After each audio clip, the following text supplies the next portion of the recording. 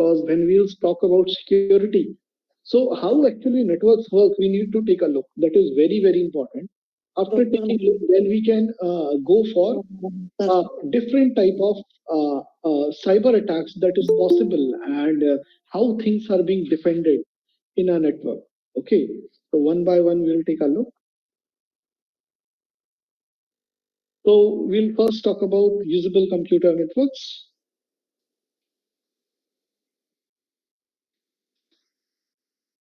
So this is the basic architecture of any network. Okay, so we have number of devices connected to the access point. This is the access point. These are your mobile phones, and these Wi-Fi is connected to a network switch. And this network switch can also be connected to different servers and desktops. This switch is then connected to a gateway. Okay, for any network, the information, the way of getting out of the network and coming inside the network is the gateway.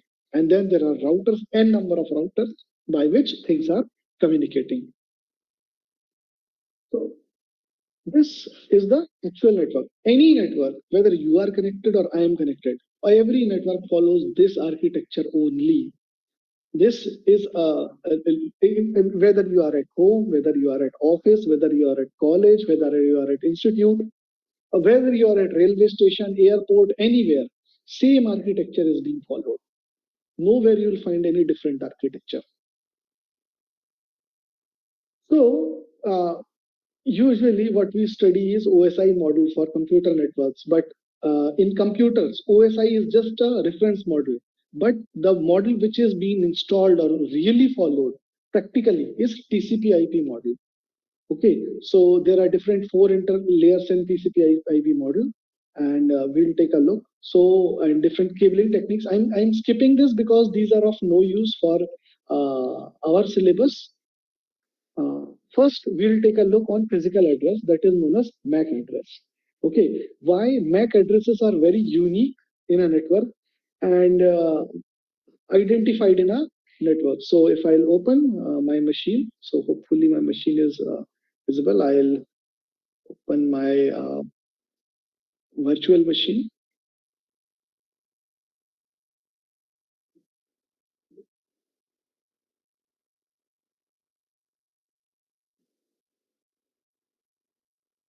Until virtual machine is getting on, I'll take a look here. So these are the different, so this is, there are 2 types of addresses used by any machine.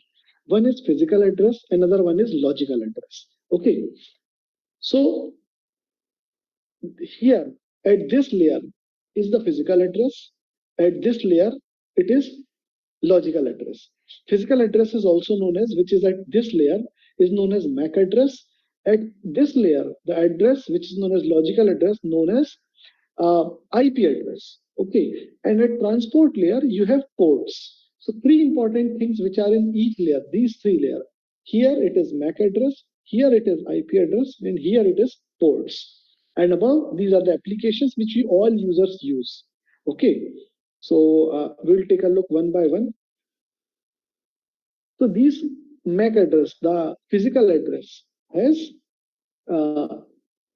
like 6 octets. So each octet has different meanings and different bits. Okay, and how we identify the MAC address? Let's see this machine. Okay, I hope my virtual machine is visible to all.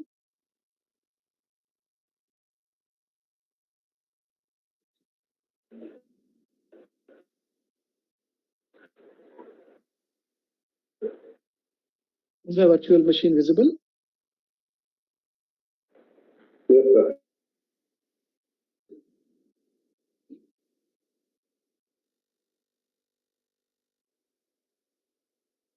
Okay, so suppose this is my virtual machine, and if I see, so I am opening command prompt, and different address you can see. So if I run ifconfig command, so you can see. So there are this ENS33. This is the name of my interface. Okay, the interface. And now you can see that this is the MAC address of my machine. So this is a unique MAC address identified for this interface. Okay, this interface is MAC address. And this is the physical logical address. We'll take a look afterwards. So this is known as MAC address. Okay, for this logical machine.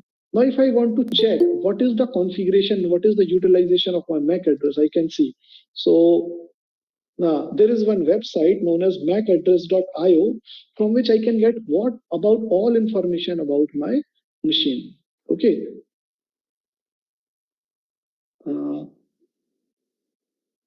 If I'll open internet, let me open internet and then macaddress.io. If I go to this website,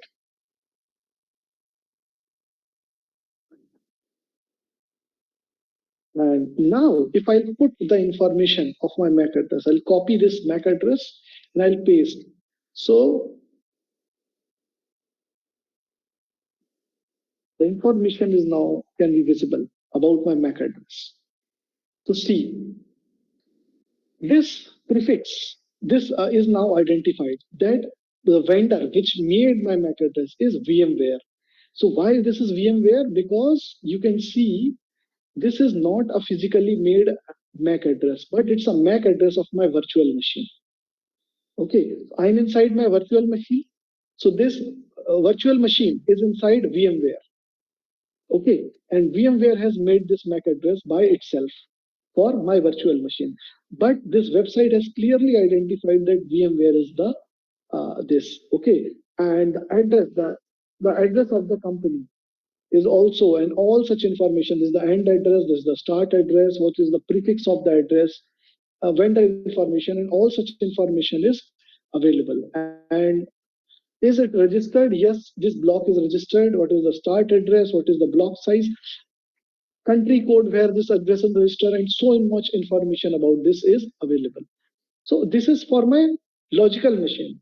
So for my physical machine, there will be different MAC address. So if I run another CMD command here, and I'll check uh, the address. So let's take a look.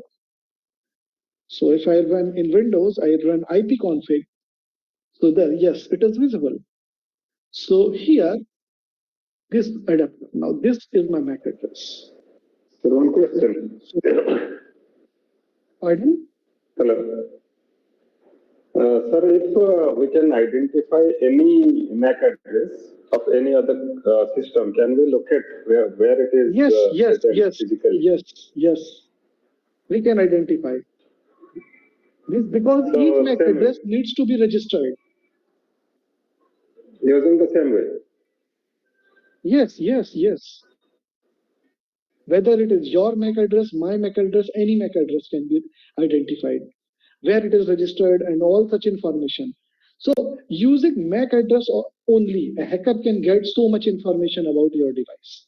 If hacker can find out the MAC address of your machine. Okay, so this is MAC address. Let's take a look on other addresses as well, and then we'll go inside into depth of all those things.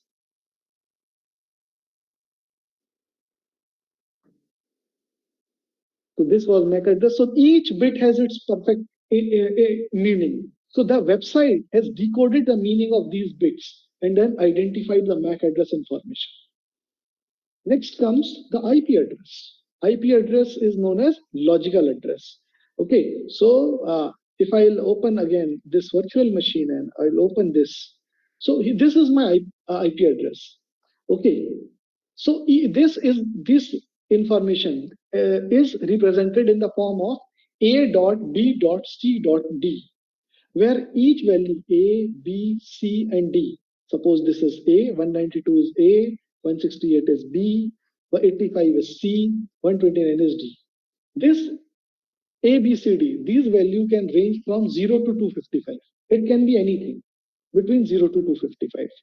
Okay, and then comes the net mask. So subnet mask and all are there. I'll go into depth afterwards, not right now. So yeah, It is in the form of w.x.y.z or a.b.c.d.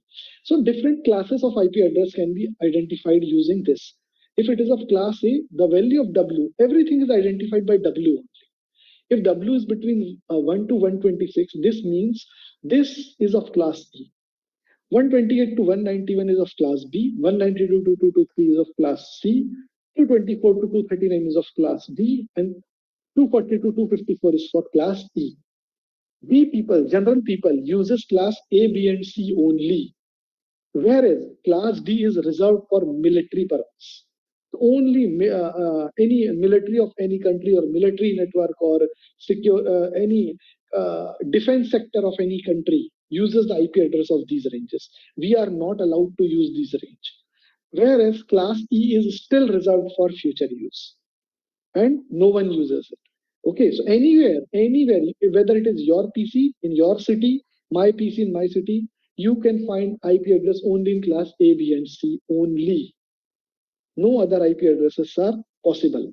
So if I'll check both of my machine, here I got 192 series, and if I'll check my physical machine, and I'll run the command again. Here, yeah. So these all are, so this is 192 series, this is 192 series, this is 10 series. All other IP addresses are again this only. 255 is a broadcast address, so 255 don't fall in any of the class. Okay, so we can see that 255 is not there.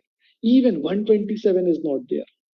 Okay, why? Because 127 is known as loopback address. And loopback address is used to identify whether your network interface card is working properly or not, or your network is working properly or not. And how you check it? By pinging to that network address. Pinging means checking whether the connection is active or not. So the command is ping, and you can ping any IP address if you want to check whether that IP address is working or not, or that machine is working or not. So 127 is a loopback address. So 127.0.0.1. If response comes back, this means that machine is up or that IP address is working. If I ping 127.0.0.1, so yes, response is coming back. You can see. Okay, this means it is working fine. Suppose I put any IP address which is not connected to me. So response will not come back. If I'll say 11.12.1.1, so response is not coming back because this machine is not connected to me. If I try to ping, so it is not able to ping. Okay, so there is no response coming. So this means this IP address is not working from or not connected from my computer. So this 127 series always checks different things of NIC. Even I can 127.0.0.1 is for network interface card. 127.0.0.2 is to check whether the system bus which is connected to my network interface is working fine or not. Yes, it is again working fine. So you can check different series for different things. Okay, I can clear it. And these are the IP addresses, different class of IP addresses. And IP addresses can be allocated statically or dynamically. Statically means user used to give IP address to a machine. So what you do, you manually allocate IP address to your machine, but you usually don't do it. Okay, you have dynamic IP address allocation because you don't allocate IP. Instead, there is a DHCP server which uses DHCP protocol to give IP address to your machine. Okay, and in this way, IP addresses be given to all the machine. There is one server which contains lot of IP address inside it. Then it gives different machine. When you switch on your machine or you come to a network, you connect to a network, then the IP address is given to your machine via the DHCP server. And the process is known as dynamic IP allocation. Okay, you don't do static IP allocation. So now there are different type of IP addresses, public IP address and private IP address. Those IP addresses which we use in our end devices are known as private IP address. Whereas the addresses which any company or anyone need to purchase is known as public IP address. Okay, so anyone can have the same IP address in private range. So it's obviously private IP is either from this range to this range, 10.0.0.0 to 10.255 to 55 to 55, or if it is of class B, it belongs to this range. If it is of class C, it belongs to this range. So this is the reason we all devices have private IP only. So for example, if I'll check my machine, I'll again run ifconfig. So what IP address is there? 192.168.85.129. And if we compare here, it belongs to this. It is in this range of class C. It is not outside, it is not other series. Even if I check my physical machine, it is either using 192 series or it is using 10 series, 10.42. If it is of class A, yeah, 10.42 is falling in this range. Even your machine, you can check on your computer only also. All machines will have IP addresses of these range only. There is no possibility it can have any other IP address because all other IP addresses needs to be purchased. So these are the different fields of IP address. We are not going to depth of it, otherwise a lot of time will be wasted in this thing only. So different headers and all are there. Then subnet masks are there. We don't need to go into subnet mask. Now we can come back to security part.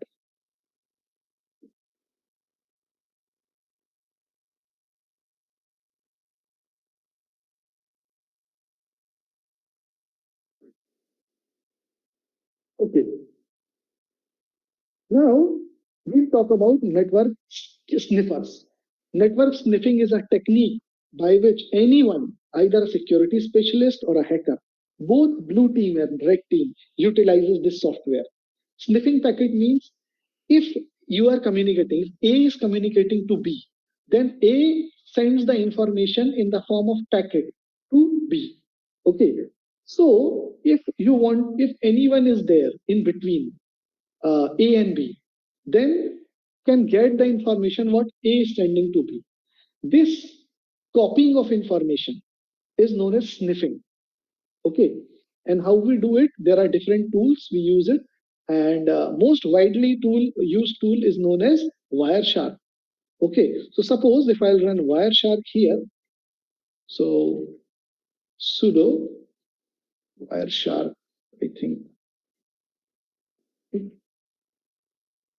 Okay, so I need to install sudo apt get install Wireshark.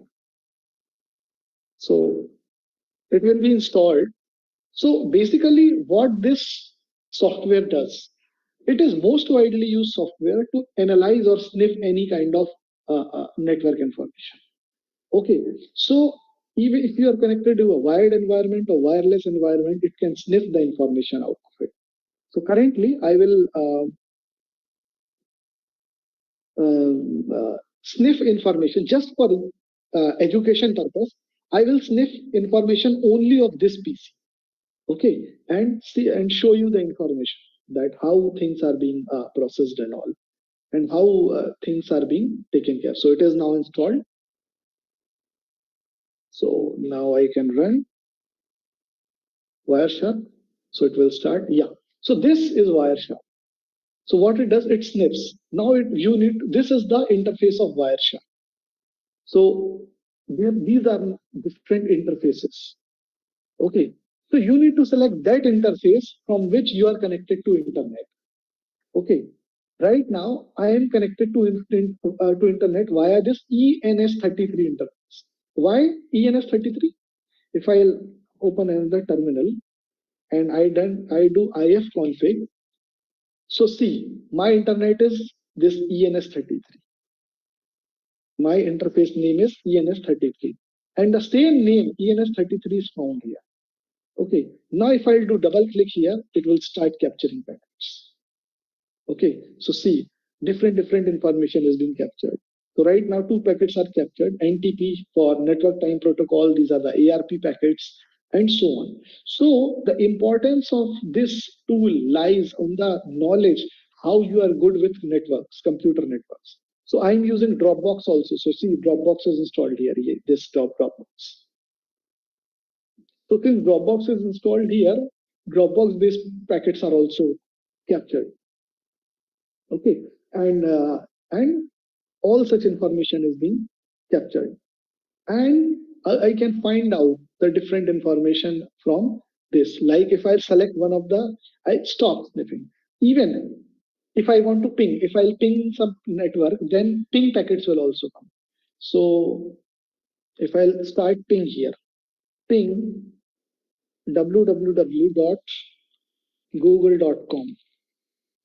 Okay, it has started pinging, and here you can see that packets are being captured. Yeah, see, ICMP packets are continuously being made. These ICMP packets are ping. Here it is written, it is ping.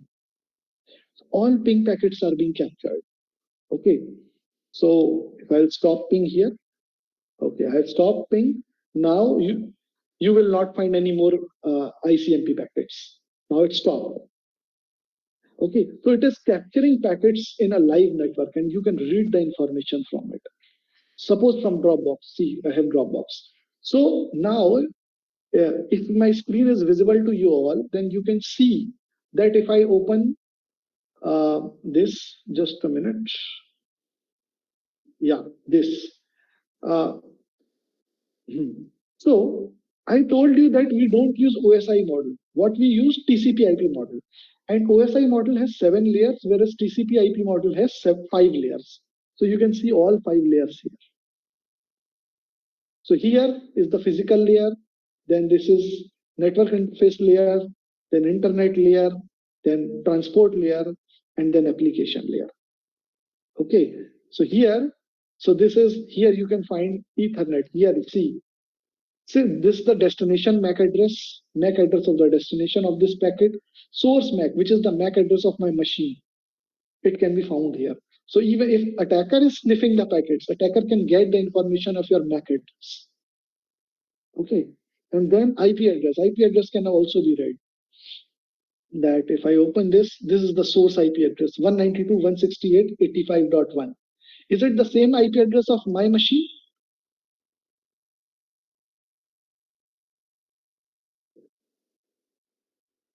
Yes, 129 is this one. And is it there? Yeah, see. Destination is this one. So this is ICMP reply. This is ICMP request. So what is this ICMP request message says? I have pinged Google. So 192.168.85.129 is my IP address, if you can see. And 142.250.193.36 is the Google's IP address. www.google.com. I have pinged this website. So you can find the IP address of any web server also. Okay, it is very easy. So this is a public IP address. It does not belong to private range, which we From use the destination IP address, could we identify what is the location? Yes, the destination. So this, because it is not from the destination IP address, because it is not MAC address, it is the IP address. I know. Destination, yeah. The destination location address, can be found out. Destination address, destination address is the IP address. So physical location, whether can be identified from which server it is accessing. Yes. How? There is okay. I can do it, but I haven't. This is not the part of syllabus, so I can run. What is the IP address? 142.250.193.36.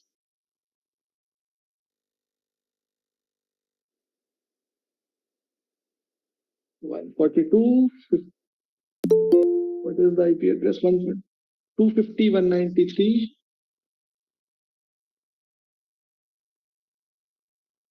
And last one is 36. Okay, I need to install. to do the tools.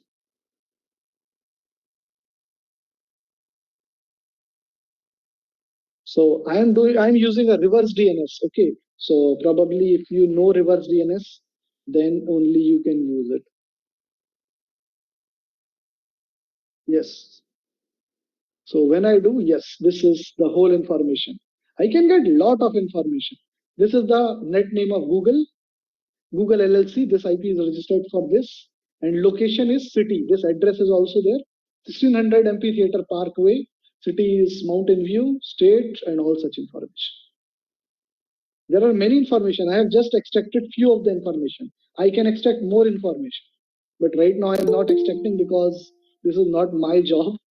But just you asked, so I told you that we can get a lot of things from it. I hope it is clear. Yes, sir. Thank you. Okay. Hello. From IP address. Yeah. Hello. Yes, sir. I have also one question. The packet you have shown, the packet you are just sniffing, and the packet you have shown. So this packet is encrypted, or it depends. It depends. Lower layers are never encrypted. Only application is encrypted. If I click on I'll hide this information again, like this. Yeah. So only the uppermost layer is encrypted. Lower layer, other 4 layers are never encrypted in any of the packet. This last one can be encrypted, cannot be encrypted, depend on the application you are using. Like Dropbox. Dropbox don't encrypt things. But like if you visit Google page or HTTPS command you are using, whatever command, whatever protocol is in the topmost layer, it says the encryption depends here. Yes, sir. Lower layers are never encrypted. Like Dropbox is unencrypted. If I open, I can see the information. See? This whole information is available here. You can read it. It's in English. But if I'll suppose I have browse browser. So this is the application. So here transport layer security is implemented. And if I click here, I cannot read any information. Everything is encrypted. This is encrypted data. It's 9168D blah blah blah blah blah. Okay. Yes, sir. Thank you, sir. Okay. Sir, how IP masking is applied? What? How IP masking are applied so that IP cannot be identified? Yeah, so there are different masking techniques that can be used for applying. There are different tools that can use IP masking. So you need to use those tools so that your IP can be made hidden. So one of the scanning attacks we will try to implement today, and we'll see that we will be hiding our IP address. In just half an hour, we'll see. Yeah. So currently we are on sniffers. So we are taking sniffers. Just in 15-20 minutes, I'll explain how IP can be made hidden. So this is the power of Wireshark and sniffing. So many information. So this is so till now I have shown you till this layer, internet layer. So source and destination IP. Next layer is transport layer. Here important thing is port. What port is being used? Okay. So these ports are different numbers. Okay. Port ranges from 0 to 65535. And each port runs different service. So any hacker tries to find out that which port is open. Depending on port, attacker can find out which type of service is running on that server. Because each service has specific port number. Okay, service cannot change its port number. Like HTTPS, this is HTTPS packet. It always use port 443. It can be any packet, 1 packet, 2 packet, 10 packet, 100 packet, 1000 packet, 1 million packets. In any packet, you will always find port number is 443 only. Like this one, here port is 443. Other packet, so I can apply filter here. I'll apply TLS filter and see TLS. I can see now only TLS packet. In all TLS packet, you will see port 443 only, no other port. So see, suppose I will see this packet, then yeah, port is 443. I will go another packet, see this packet, and here again, port 443. I'll go to this packet, and if I'll see, yeah, port is 443. I'll go to this packet, and port is 443. Okay, it depends on what application you are using. Ports are being changed. Like I'll go for Dropbox. So if I'll select this Dropbox, or so what will happen? Dropbox uses which port? I can see here. Yeah, 17,500 number. So all Dropbox packet will use 17,500 only. If I'll go to this packet, if I'll put filter DB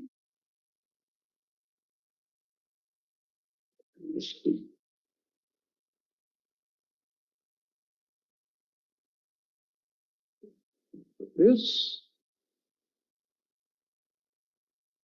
yeah, I have put the filter.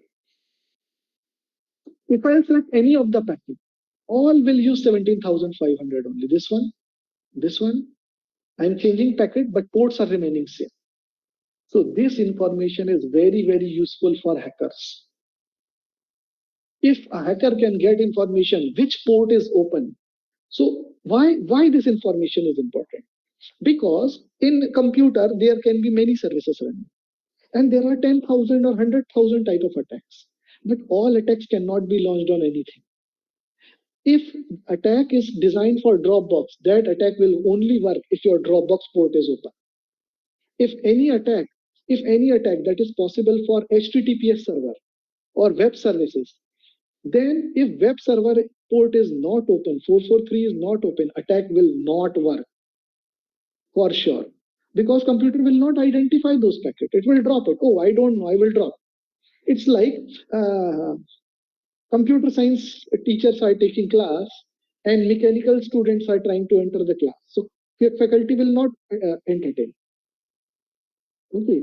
And if computer science students are coming, then they can enter. Similarly, the computer will not entertain any packet if the port of that service is not running. Okay. So like you can open Google web page. Why? Because at the Google server, this port 443 for Google service is running. If that port is not open or port is off, 443, the Google page will not be open. So what hackers does, they want to identify, first thing the hacker does to identify what port is open. This is the most important thing a hacker needs to do before launching any kind of attack. So we need to keep our ports safe and secure. Okay, so how we keep it? By keeping our firewalls on. Okay, we'll take a look on firewalls and all how it protects. So this is all about network sniffers. Next comes network scanners. Sniffer means taking the information, reading the packets in the network. So right now I have shown the information from my computer. So if what is happening, if a hacker is sitting in your home or outside your flat and your Wi-Fi is open, Wi-Fi is accessible to all, no password is kept. So hacker can become a part of your Wi-Fi network, and whatever you browse using that Wi-Fi, hacker can get the packets. Sniffing can be done. Okay. So, but if hacker is not the part of your network, what will happen? The packets are encrypted between you and access point. Okay, just a minute.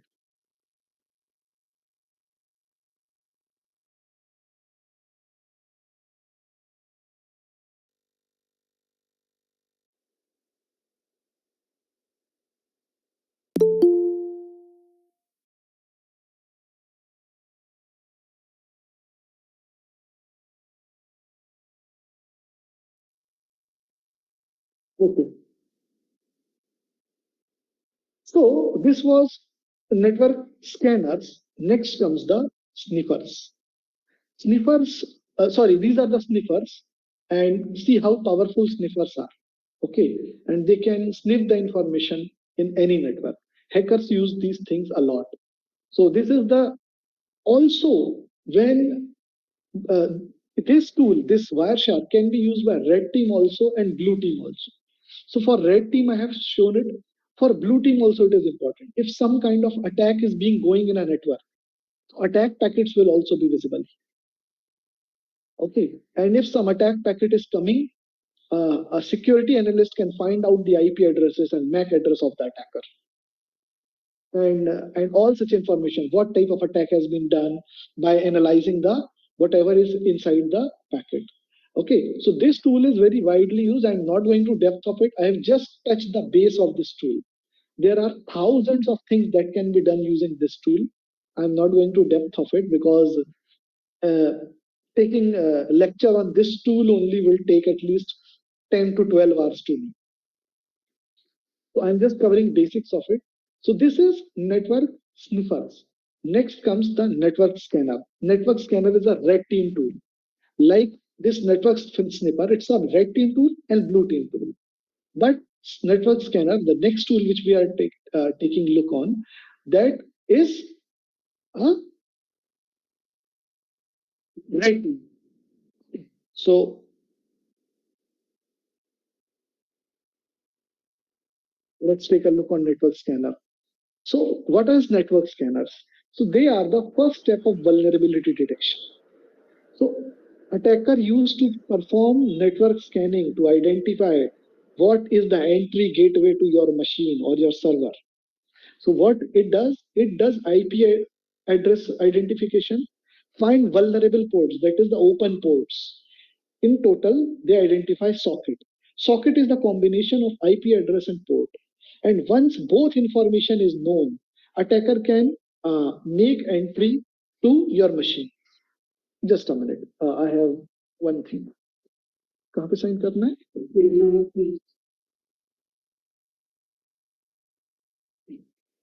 अच्छा यहाँ पे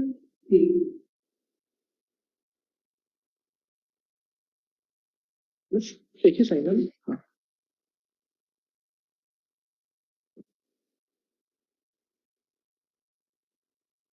Okay.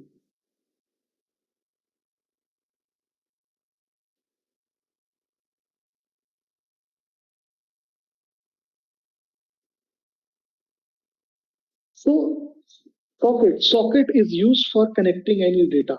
Okay, and we need to learn socket programming, but right now I'm not going to socket programming and all. That is not the part of this syllabus. So there are different tools available online: Nessus, Nmap, OpenVest, Nikto, and so on. Okay, and using these tools, different kind of scanning is done by hackers. Okay, what I know, what I probably use for security analysis is Nmap. So Nmap was designed by Gordon Leon in 1997, and it is still widely used. Okay, it's not like it's 1997 only. It is being updated every now and then. The latest version for 2024 is also available online. Port scan, host scan, IP scan, multiple IP scan, IP range, IP scan, scan from list, and so on. So,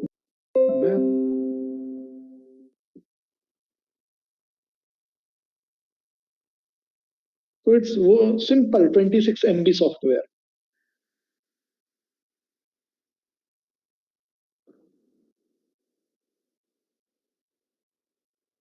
Okay, it's done.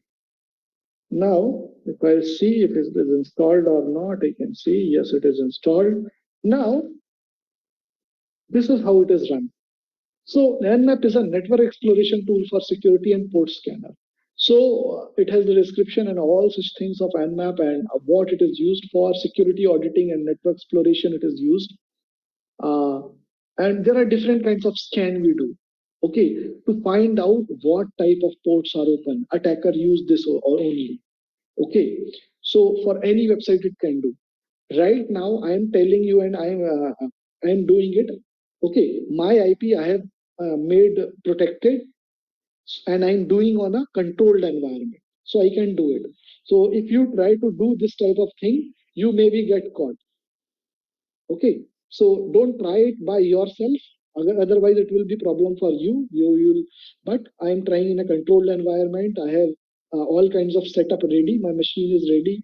I have made few configuration changes, and I'm making these type of scans on tried and tested machines only. I'm not doing on normal machines. So let's scan one of the machine and find out what ports are open. So what attacker does? So attacker does nmap, and so different scans are available. Okay, so I have shown you different scans: simple scan, complex scan, and different type of scans. Okay, so I'll do simple scan first. Nmap www.scanme.nmap.org. This website I can scan, and if I keep it, so it starts scanning. Okay.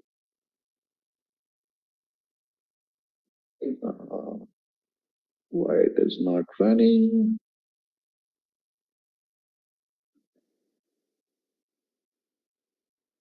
Okay, I'll man and map. Okay.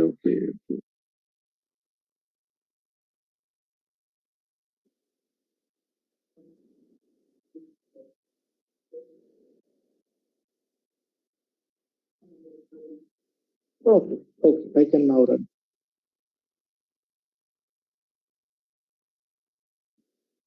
www.map.org.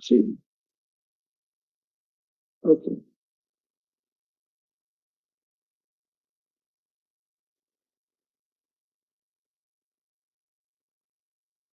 Yeah, now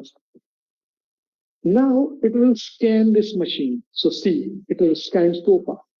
And these ports are open. Port 443, where TCP service is running, it's open. And HTTPS service is running. Port 2000 with TCP protocol and Cisco HCCP is running. Port number 5060 with SIP running. And port 8010 for XAMPP server is running. So if an attacker attacker now has a specific set of attacks only.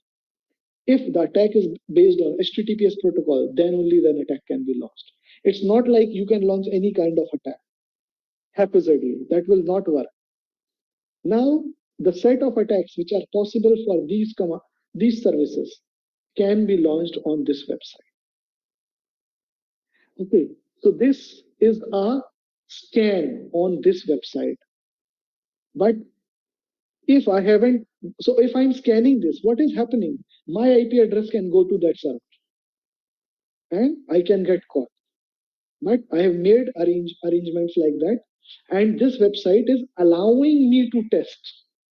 So I am doing it. Okay. So another website I can try is this one. Yeah.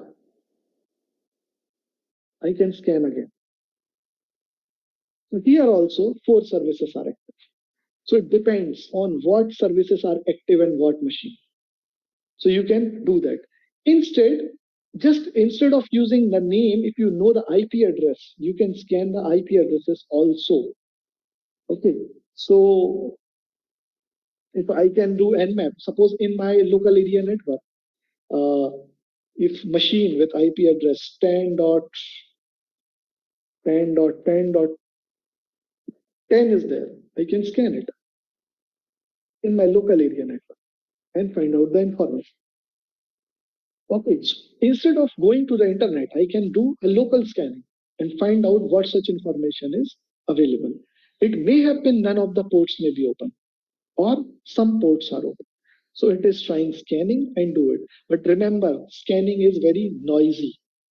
Okay, why? Because this is the working of, so until it is scanning, let us see how scanning happens.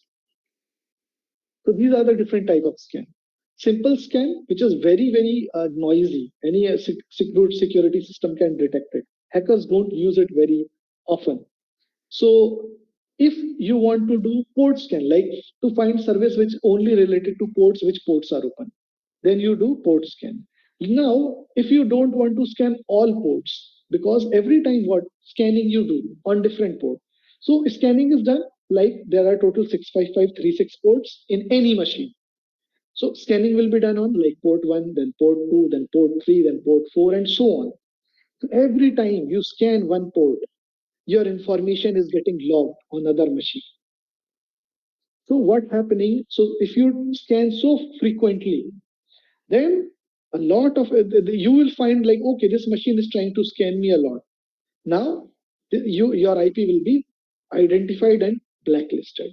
So trying to scan all ports, you can reduce that. Okay, I want to scan only if I want to check only that web port is open for that service or not. Instead of finding all ports, you can do that. Okay, like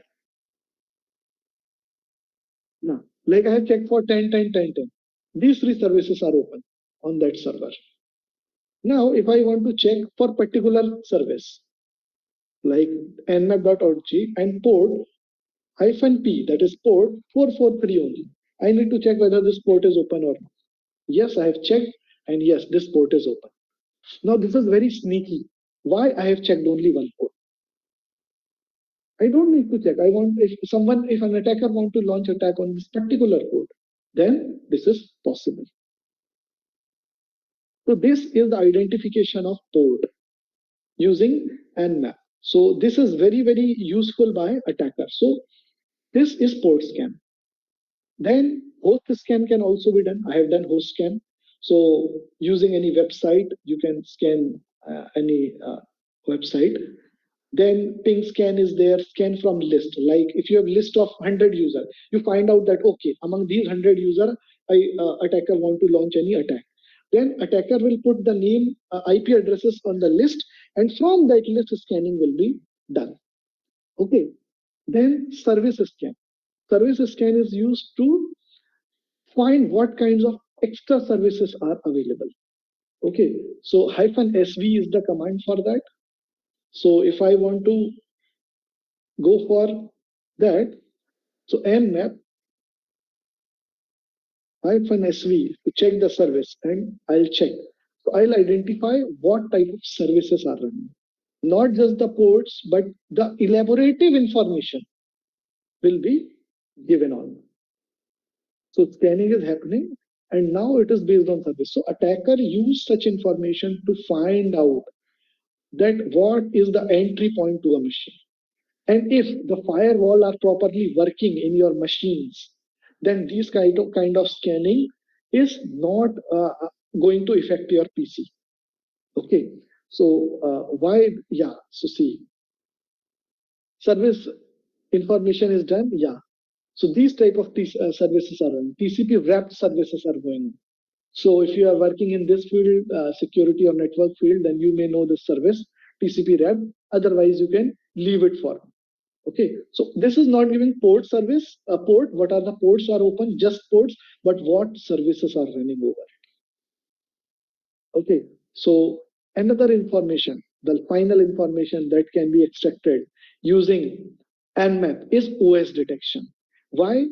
Because hacker wants to find out that, okay, if target machine, the attacker, a hacker wants to attack, is a Windows machine or a Linux machine or Mac machine, or it is a mobile phone using whether it is an iPhone or it's an Android-based device or it's a Samsung phone, Samsung OS, which OS it is using. Why? Because it's not possible that some attacks are able to work on Windows, other may work on Linux, other may work on Mac. It's not like one attack can work on all operating system at a time. Different attacks works on different systems. To find out which operating system your target is using, this nmap can do so. This has the capability. Okay, so we can we can check via this command and scanme.nmap.org. If I'll do, it will do. Oh, root. So here root privileges are required. So I'll use root privileges and done. And started scanning and find out the operating system of this web server, scanme.nmap.org. Okay, so let it run. It will take some time because this is a very complex kind of scan. to find out what operating system it is using. Also, Nmap says that, okay, I found this operating system with this probability. If probability is 1, this means Nmap is sure that this operating system is the target operating system. It can have probability 0.9, 0.8, 0.5, 0.55, and so on. So this Nmap gives that, okay, I am this much % sure that this operating system is used at that side. So since it's a complex scan, it will take some time. It may take 2 to 3 minutes to 5 minutes to run. Okay, and then give the information what kind of scan is being done. And also, so now how people are integrating AI into it. Now, instead of doing this manual scan all the time and getting information, the AI-based systems are learning these kinds of scanning. And then they are generating different kinds of new scans to identify the things. Okay, so some warning came that, okay, given on port because retransmission cap is hit. So it is resending and rechecking, because from first time it tried to find the operating system, but the cap is hit. It tried for 10 times and still it was not able to identify the operating system. So what information we are getting from this kind of scan is that not every time scanning is successful. Sometime your scanning is successful, sometime it may not. Okay, so it is doing this. Now let me open here and let's run on another operating system, which is on my local machine, which I tested again. Okay, so let me give root privilege. So it is checking this. So let's see whether answer came or not. Here it is checking, and here also it is checking. Okay, so it may take 2 to 3 minutes to find out, but I just want to show you the result on screen so that you can see that how it does. Okay, I am doing in a very controlled environment. I have many softwares pre-installed, which I haven't shown you. Okay, so that things are in very controlled environment. So you should not start doing haphazardly. Otherwise, it is very, very problematic to you. Everyone makes their own setup and then do it. I have my own research lab, and these machines are in my research lab. So I can do it on those machines. Yeah, so it is done. See, host is up, and these are the services running, and OS scan shows results may be unreliable, but it will say that what kind of operating system is there. Running Linux 2.4.x, matlab main it can be Linux machine, or if this probability is false, then next is this operating system. Okay, so this are the running system on these machine. If this is not true, then other are the lower probability system. So the first machine, OS, this running, this first is the most highest probability, whereas these are the lower probability. But when you see OS detail, it find out that it is Linux 2.4.37 kernel. Okay, so yes, this machine is my Linux machine, which I am scanning downstairs, which is in my lab, and this Linux version is being used. These are the machines with other probability. So OS detection is done, and it is done in 55.75 seconds. So this is how. It may happen that for some machine, it will give exact result that, okay, I found only one operating system with 100% probability. But here multiple probabilities are found with highest probability with this. And OS detail is also found for this kernel, Linux 2.4.37 kernel. Okay, so this is how OS detection is being performed. So this is all about scanning, and it comes to end of first session. I hope things you people understood the things. Any questions for this session?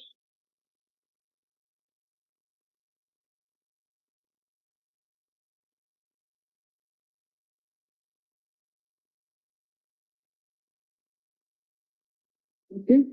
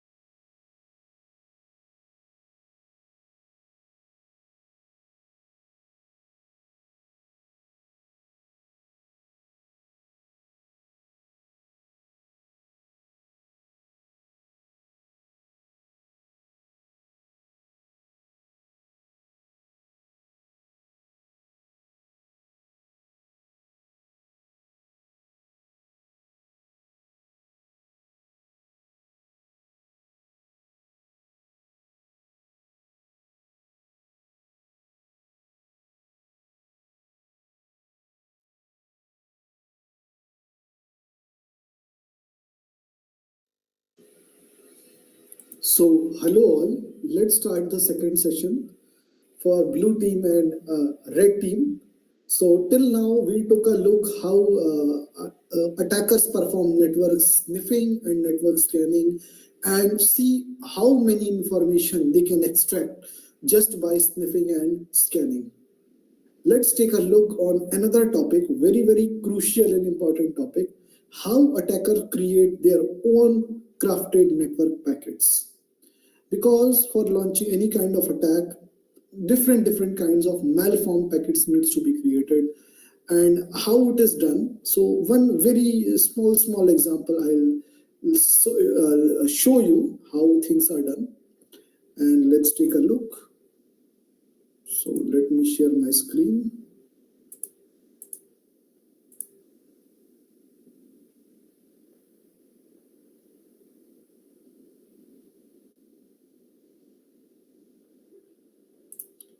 So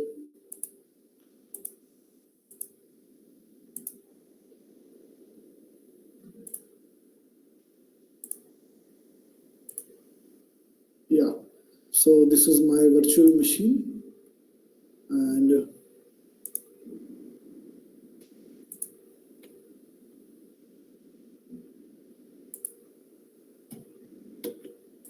so now you can see this machine. And now let me open terminal. Let me increase the size.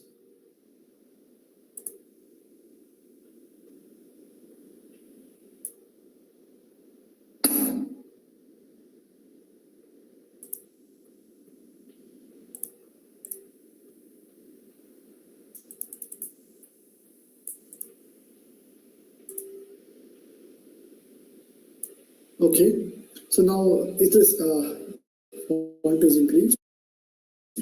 So let's see. So this is my second machine, so I need to install Wireshark again.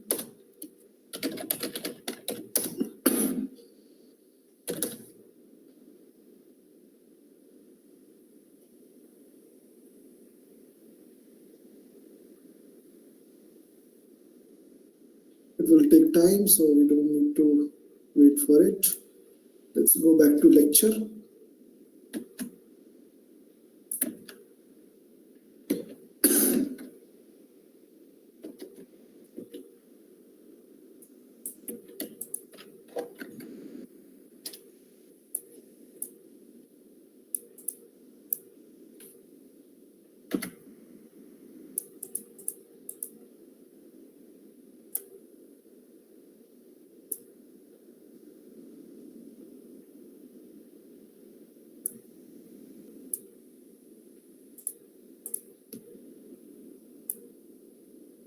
So before crafting, let's take a look on another thing.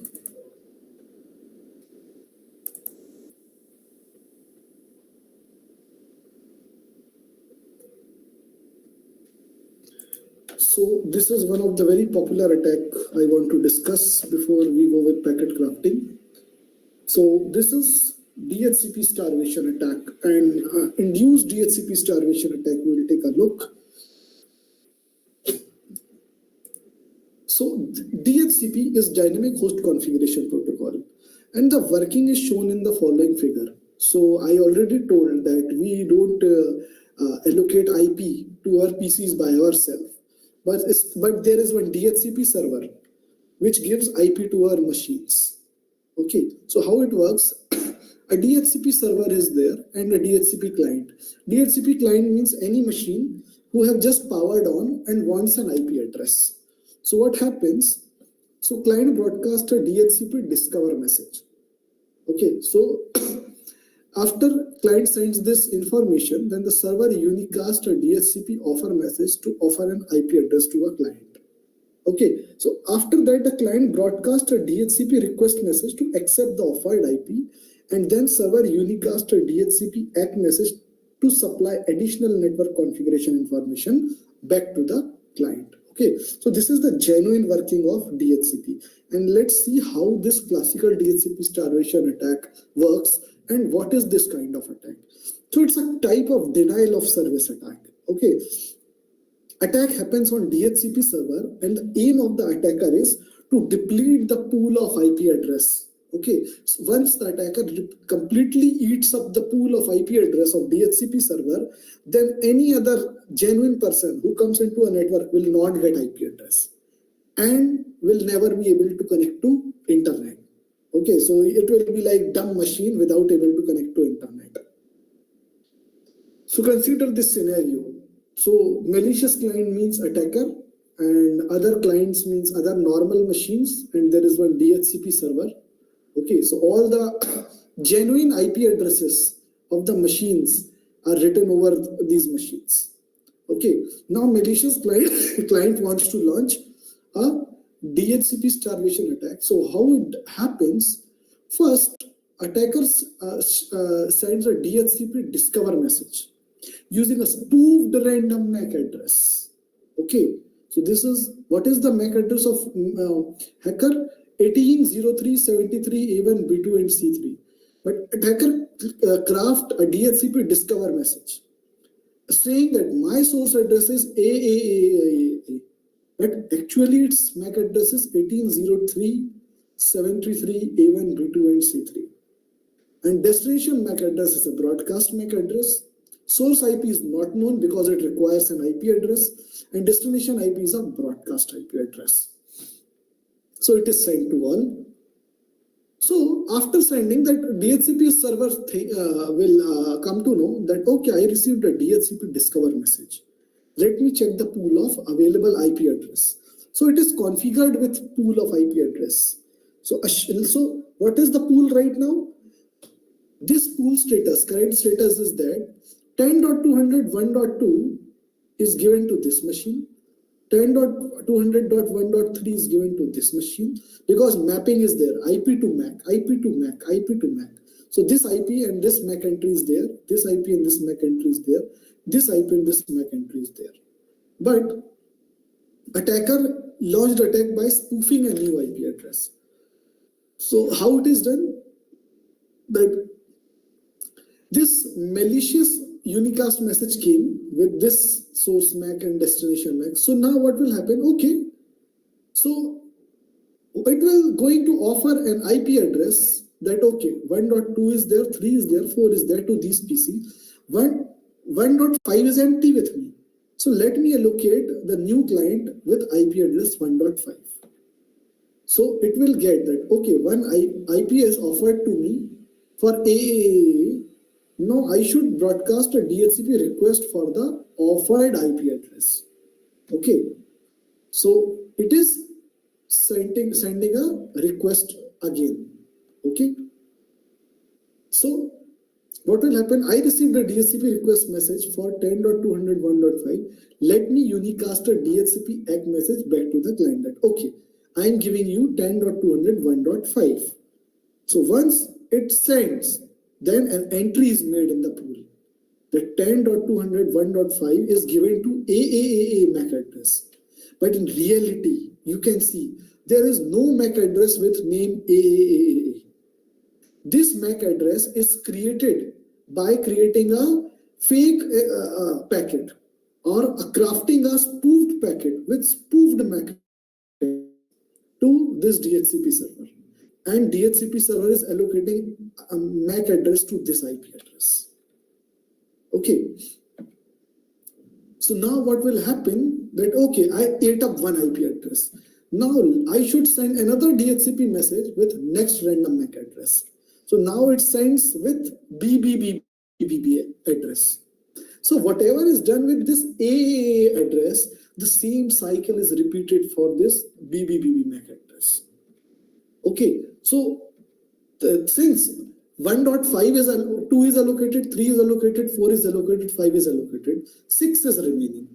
So what will happen? Now this will allocate the IP 6. It will offer the IP 6 and it will take that information.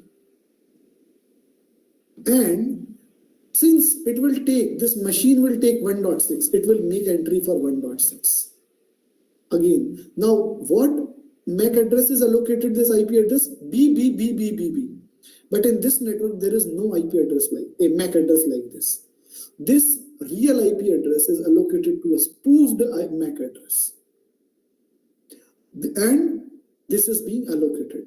Now, attacker will now perform the same cycle again. So now it will ask from MAC address CCCCC. So what will happen? Now it will not be able to provide this. Why? Because table is full.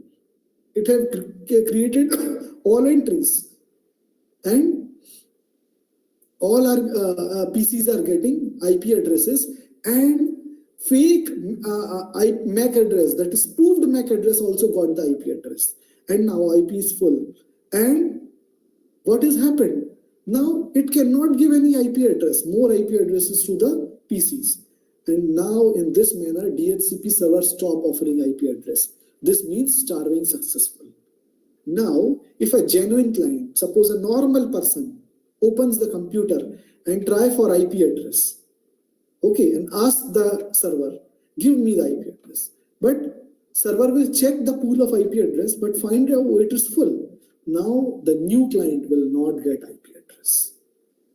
So if 1, 2, 4, 8, 16, whatsoever number of new clients come into picture, they will not get an IP address. Okay, so this is known as DHCP starvation attack. Now, there is another attack came into picture, which is known as, why? Because classical, this DHCP starvation attack works only when network is wired. In wireless network, this will not work. Why?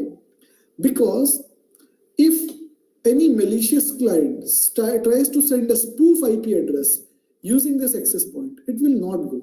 Why? Because access point first connects the users with itself. Okay, you select the Wi-Fi network and then add your Wi-Fi network. Once you add the Wi-Fi network, your MAC addresses get associated with this access point. And if a client, malicious client, tries to send a malicious or spoofed MAC address, it will not take, access point will not take, because access point will think, oh, this MAC address A is not associated with me. So this access point will drop that packet and the attack fails.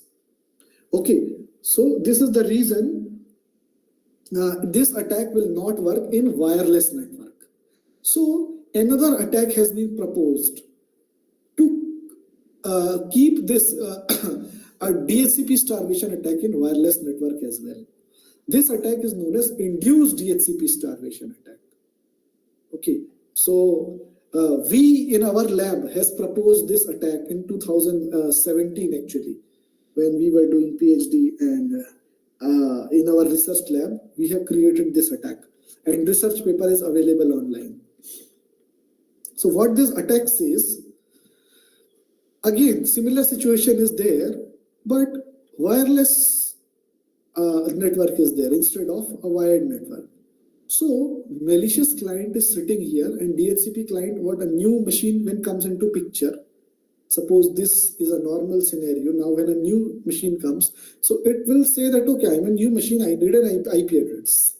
So it will send a DHCP discover message with genuine IP addresses and MAC addresses. So this is a genuine MAC address. This is not the spoofed one.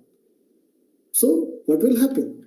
It will check, the server will check that whether I have the pool of IP address or not.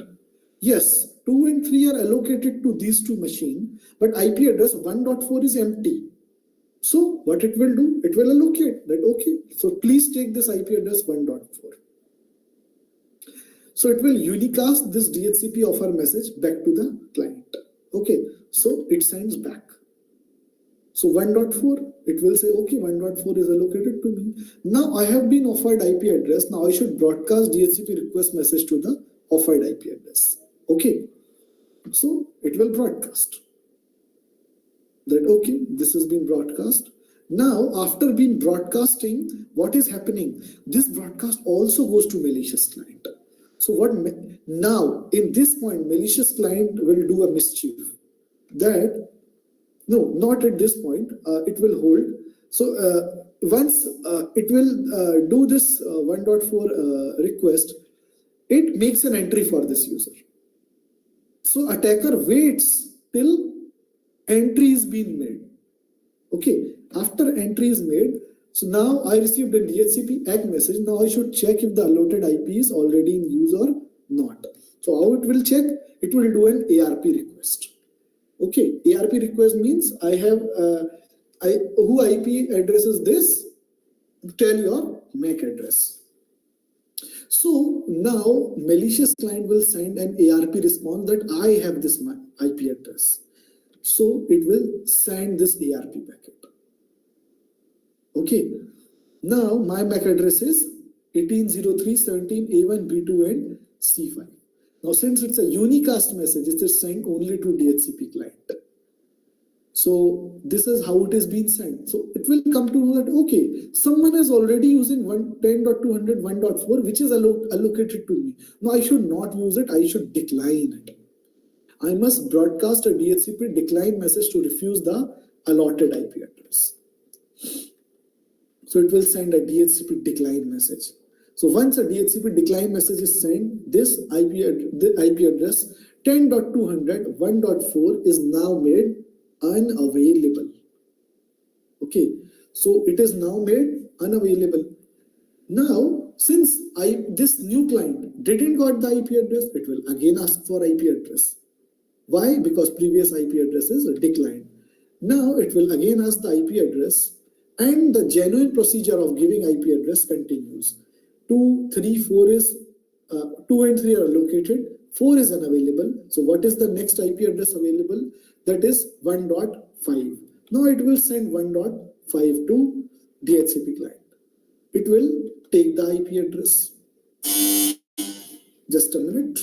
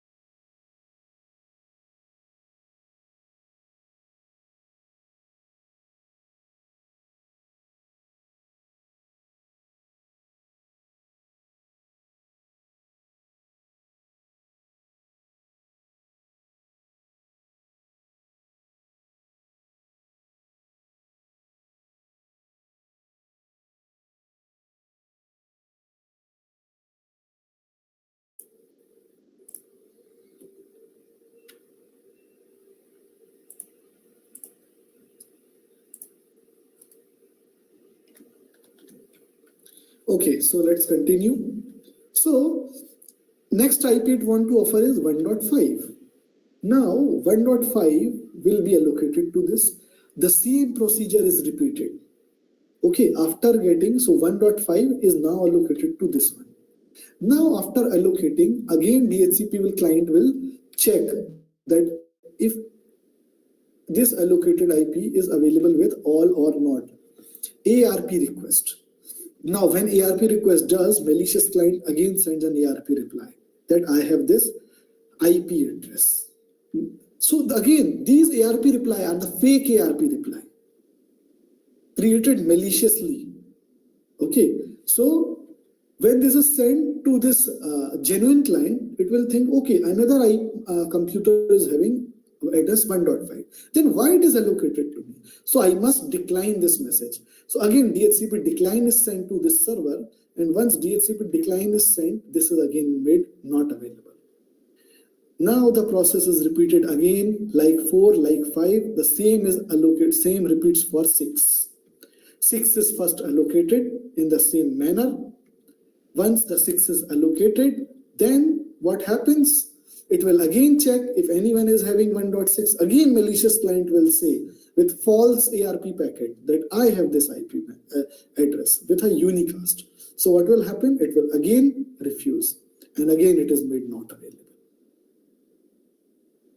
So see, what happened here, what happening is induced DHCP starvation attack. Malicious client is not directly attacking the DHCP server, but utilizing DHCP client or inducing DHCP client to launch attack on DHCP server. Okay, so this is how this induced DHCP starvation attack happens. So again, it will ask why, but the pool is empty.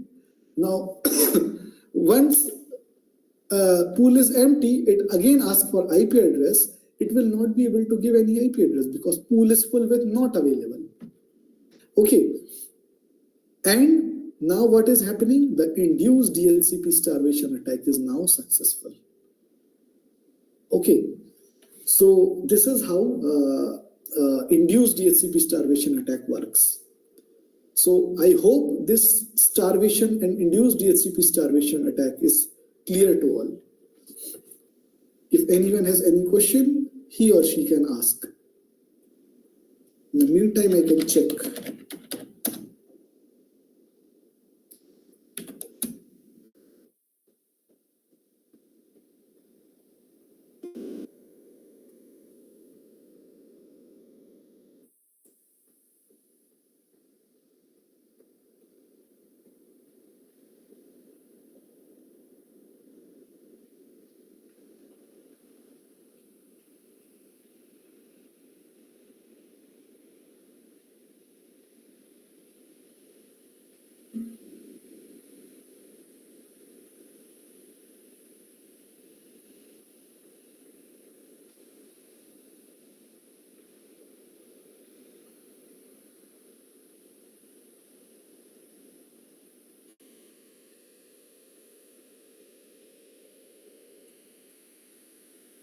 Let it install just for 1 minute.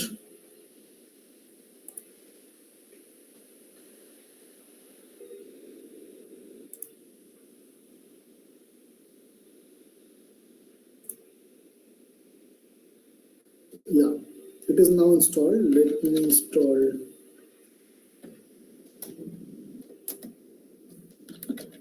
another small software.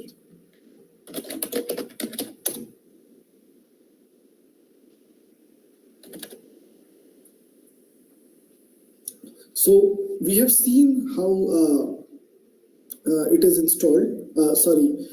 Things work in DHCP starvation. Now let us see last thing in this. So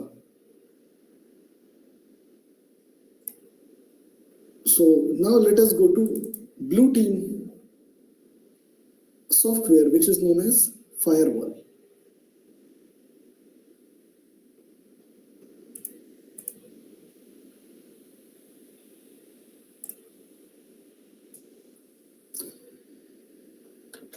So what are firewalls? So this is a blue team, like it protects your network against various kinds of attacks. So it's a choke point of control and monitoring. So interconnected networks with different trusts are utilized. It imposes a restriction on network services. Only authorized traffic is allowed. It also performs auditing and controlling access. Also, it is self-immune to penetration. Okay, on firewall, there cannot be any attack launched. Provider perimeter defense is also there. So it sits between you and external network. Okay, so whatever traffic is allowed, that is sent to internet. Whatever traffic is not allowed, it is dumped, or those packets are deleted. So this is how firewall is being configured. Suppose we want to allow inbound email, SMTP port 25, but only to our gateway machine. Also, suppose the mail from some particular site, SPIGOT, is to be blocked. So this is how it is done. Okay. So there are Windows firewall is like this, and Linux firewall is very powerful firewalls. Okay. So they are powerful, lightweight, and configurable. They manages incoming and outgoing traffic. So how they manage? 3 types of tables are there: filter, network address translation, mangle, raw, and security. Okay, so what happens? These type of configuration needs to be done to allow any kind of network traffic. So when we have running Nmap, different ports were checked and that is being empty. However, those ports can be kept under firewall, and also it can be restricted and made unrestricted by firewall so that things can be under control. So this is the structure of IP tables. So different type of network traffic is being generated. So let me check this. Okay, this is being installed. So how it prevents? It prevents via these type of chain rules. Okay, so how these things works? There are different commands to start and stop firewalls in your machine. System CTL start IP tables will start your firewall on Linux machine. System CTL stop IP table will stop the firewall running on machine, and for restart it is like this. Now different type of firewall rules can be checked by this. Okay, rules means there are many rules you can create, or any administrator or blue team can create, so that they can restrict any kind of network traffic. Now these are the different kinds of examples. So block specific IP address and IP table. Okay, suppose you know that attacker can have this IP address. Attacker has scanned from this IP address. Now you don't want any packet of attacker to enter your machine or enter your whole system. Then you put IP tables -a, input is -source 192.168.1.1 if the IP address of scanned machine is 192.168.1.1. And what you do for this IP address, drop those packets. Okay, so any packets coming from this IP address will be dropped. Next, if you don't want to drop the whole IP address but want to block only particular protocol. So if you want to block TCP protocol, so how you will do? Similar thing, but you put -p for protocol and name of the protocol is TCP. Then you block traffic of that protocol. Now you want to unblock it. Suppose you have falsely blocked it, or you want to unblock some IP address. Then how you do? You -d, deny the input which has been previously blocked. So -e for allow, -d for deny or delete. So you append the input or delete the input. Now there are different port rules as well.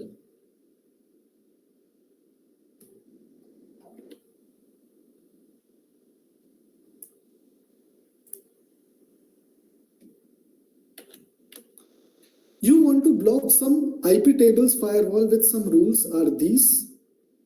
If you want to block some specific port, you can block that port by -d port. Destination port blocking, destination port allowing. If you want to block not one port but multiple ports, then you put those port information in comma and so on. Okay, so this is how you different blocks needs to be done. Now if you want to block particular website, how you do it? So block Facebook. If you want to block Facebook, this can be done. First you find the IP address of Facebook. How you find? You run host facebook.com command, and the IP address, the nearest server of IP address for Facebook will come. Then you group who is via this and find the CIDR, classless interdomain routing address for that Facebook. If you find that CIDR, once you find that CIDR, block whole CIDR IP address. Once you block this, your Facebook gets blocked. So what you did, first you find the name of the website, then from the name of the website you find one of the nearest IP address of that Facebook. Why? Because Facebook don't have only one server. It has number of servers in the world. But after finding that server, you do CIDR. From CIDR, you find the group for which this Facebook server belongs to. Then you block that whole group. Okay, and in this way, this type of network traffic can be blocked. Okay, so this can be done. Okay, this is currently being installed, so I'll have to finish it here only. So again, different things. If you want to ping block ping request, you can block ping request by this, and input MAC address, and so many informations are there. And block connection interface. Okay, so main aim was to tell you how these IP addresses and all are blocked using IP tables. Okay, so I think that's it for now, because I have some work to do today, and I've already discussed. So IIT BHU Varanasi is here, active. Hello.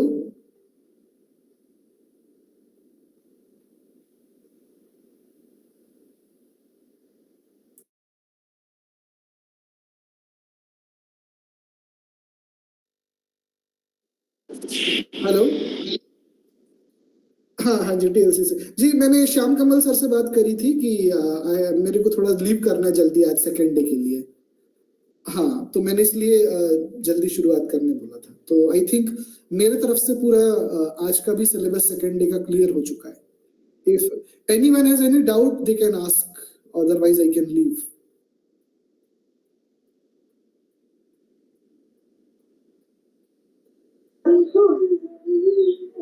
Sir, please share some references so that we can go through the details.